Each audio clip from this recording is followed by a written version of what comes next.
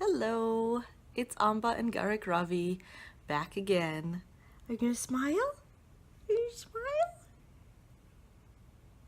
So, today's topic I think is really important, and the first thing that I have to start with is to urge you to be very, very careful about devoting yourself to a guru. There is a long tradition of doing really devotional practices for a guru, like really dedicating yourself to someone and worshiping them like you would God, seeing them as a representation of God. And it's a very difficult path. It's hard to do well. You hear all these sort of romantic stories about it, and it makes you want to try, but I really recommend against it. And I know if you're anything like me, you're thinking, challenge accepted, I'm gonna go and devote myself to someone. But it's very, very hard to do, and I've known too many people who have regretted later, they felt like they wasted a lot of their life on a guru who turned out to be, oh my goodness, Garrick, oh my goodness, what are you doing? Are you doing on that? Devoted a lot of their life to someone who turned out to be a scam artist, who took money, who, coerced people into sex and terrible things like that. So there is a school of thought that says that it doesn't matter who you're devoted to, that it's the devotion itself that matters. But why put yourself in that situation? Like, you have a precious, wonderful human embodiment. It's rare, it's special, it's important, and don't waste it on being devoted to someone who doesn't deserve that devotion, because if you end up disillusioned, then you swing back the other way and you don't end up making the spiritual progress that you thought you were going to make. I come at this from the perspective of having been in a cult-like situation, and I think anyone who's been there before is becomes someone who has trouble trusting in authority. So I didn't expect to ever have a guru in my life, because I am very, very skeptical of people in power, because I had my heart broken by people who I trusted, who were above me in a hierarchy, and they turn out to be all too human. So again, be very, very careful when selecting a guru, and keep your wits about you. Don't ever let yourself get to a point where you are doing whatever they say without question. If it doesn't make sense to you, ask questions and find out the whys.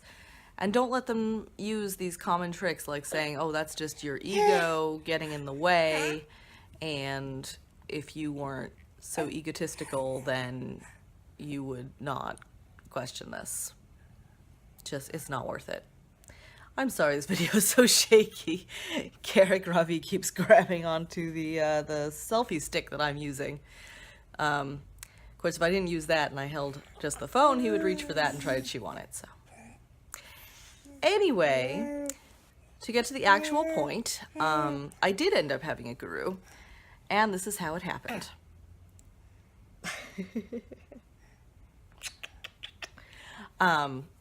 Like I said, I didn't expect to ever have a guru in my life because of my background in history, and I thought I'm just gonna have to be doing this on my own and finding God from within. But my parents were going to visit India in... Sorry, one sec. I'm gonna pause it. He says, Mommy, why are you not letting me grab the phone? Why? Why? Anyway, so My parents were going to India in 2009, I think it was. 2010. I'm gonna have to look it up now. But they they told me they were going to see the Shankaracharya in the south, Sri Bharati Tirtha, and my parents said, you know what? We trust him because we know the person who does his taxes, and that person says he's legit. So if his accountant believes that he's not scamming people, then it must be true. So I thought that was a pretty hilarious reason, but that's good. That's good. But at the time, I was definitely not ready to um, to have a guru, to trust someone. So I was like, I'm gonna go because I want to go to India. I want to see it. I want to experience it, but I'm not there for the guru. Like, God is within me, so wherever I am, I can access truth and God. I don't need to be in a particular place, in a particular presence. So I went with that attitude. And while we were there, my parents thought that it would be nice to ask the guru for a blessing of some sort. And one of the things that's really traditional to ask for is a husband for your daughter. So I was 29 at the time, I believe. And to give you a little bit of background, I started dating when I was 19, a sophomore in college. Please don't break that, Garrick. Please don't break that. Should I give you a toy to play with instead? Ooh. How's that? That's sort of a toy. Kind of a toy. Anyway. Hi. So, right, I started dating when I was 19, a sophomore in college, and I really always wanted to be a homemaker and a wife and a mother. And don't read too much into that because it's not just because I'm a girl. Like, there's a lot of girls who are not wanting that as their life ambition. And I'm sure there's some guys who have that ambition too. But for me personally, that's what I wanted. So I was really looking to get married, and I had a really hard time with dating. I just couldn't seem to find a good person. I mean, not that they weren't good. Most of the men I dated, they were good people, but they weren't a good match for me. So I had been trying on my own for a long time. Nothing's better than the shiny, huh? This is why I haven't been wearing my Mangala Sutra. Yeah, this is why I haven't been wearing it. So they weren't the right guys for me. And I was just sort of at the point of just giving up. I was like, I'm almost 30, I'm not married, I don't have any children, and that's what I've always wanted. So I was feeling pretty down about that. But my parents asked for the gurus to give a blessing for me to find an appropriate husband. And later that year, let's see, we went in January, I believe. Yeah, January. And then in August, I met Brad, and we did not start dating right away. We were just sort of peripheral friends for a little while. And then that January, we went on a date. And within, I think, 1 or 2 dates, we were like, wow, this is it. This is it. We just knew. It was absolutely perfect. And there could not be anyone better in the world for me. So it was incredible. And I didn't think about it at the time. That we had talked to the guru about this same situation. It just didn't occur to me until I think it was my mom who said, hey, isn't that interesting? And please stop tugging on that. Please stop. Oh my goodness. Yeah, so I think it was my mom who said, do you think that his blessing had anything to do with that? And I said, wow, you're right. It was like less than a year, and after my 10 years of trying on my own and nothing, less than a year, and I've met my husband, and we got married a year later. And then we started trying to have children immediately because we were a little bit older, and we were we knew that's what we wanted.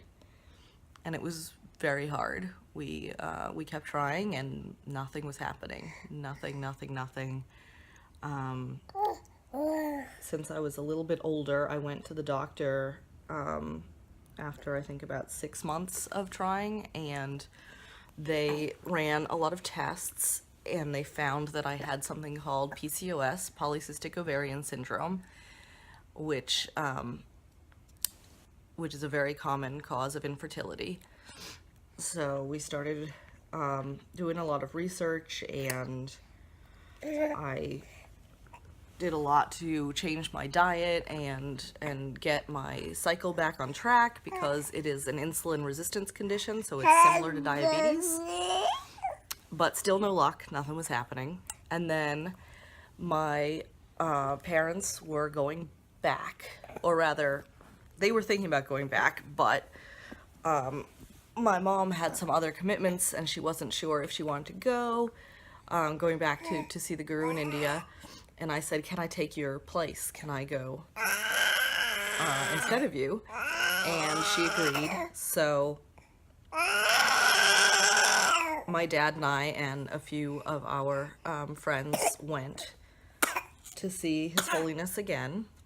And this time I was a believer. This time I was like, I think this guy is the real deal. And being in his presence really is something special. Darshan is something that it's a lot harder to get from your inner self and your inner God. It's being in his presence really kind of accelerates you, I think. So this time I directly asked him for blessing. I told him that my husband and I had been trying for 3 years to have a baby, and we weren't having any luck. And so he said, I bless you. And I felt transformed in that moment. It was great to hear those words. And my father said, I feel like my grandchild is on the way. And as you can see, it worked. I was pregnant in September. So we had gone, I think, in February this time to see the guru, and I had my first pregnancy in August, and then it was a miscarriage, and then like an immediate, what they call a chemical pregnancy, where it is, it's only a pregnancy for a couple of days. And then in September, I got pregnant with Garrick Ravi, and he was hearty and healthy and just perfect all the way through. And he is the sweetest, most good-natured baby I've ever known. He's smiley and happy and such a joy in our lives. So yeah, those things, I hate to say make the guru prove themselves. Whoops. But for me, it really, there was some real world proof that something special was happening, and I really overcame my fear of authority to say, I trust this guy. Calling His Holiness this guy, it's a little weird. But yeah, I would say he is my guru, and I do trust him. Now, I do believe in continuing to use my brain, and if he were to do something crazy, like say you should go murder some people, I would say no. So I still think that that's very important, to always be paying attention, to always trust your instincts. And if anything makes you uncomfortable, do not do it. They might tell you, oh, that's going to hurt your spiritual progress. Well, so what? Let it hurt it. It's better that than to make a mistake and end up getting set back, because think of the bad karma of murdering people, or, that's a very extreme example. But it's better to take your time in your spiritual development and make sure that you never do anything that is uncomfortable and feels wrong to you. So that is the story of me and my guru, and I hope you enjoyed it. And we're gonna go now because I think Garrick needs some attention. All right, we'll see you later.